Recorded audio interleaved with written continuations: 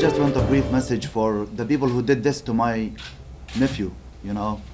Hopefully they will brought up to justice, and so nobody else of the kids in that region to be damaged like what happened to my nephew.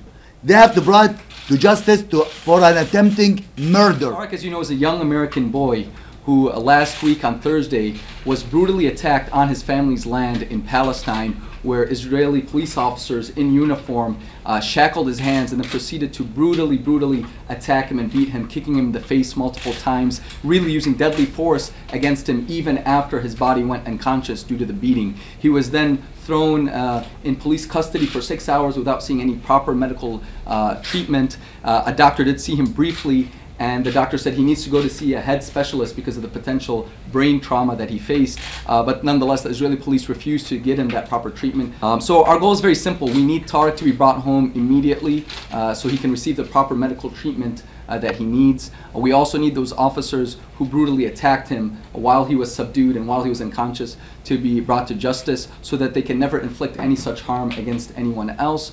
And at the same time, we're calling for peace in the Middle East. Tariq, unfortunately, is still facing very bad headaches. His eyes are still bloodshot, and he still has stitches. We actually had medical experts review the footage of the brutal beating that Tariq received at the hands of the Israeli police officers, and they estimated that that kind of attack can cause severe traumatic brain injury, which could cause permanent damage if not treated properly, and could cost over $200,000 to treat. This is not something that usually happens to an American teen, so he must be scared, and I miss him and I want him back.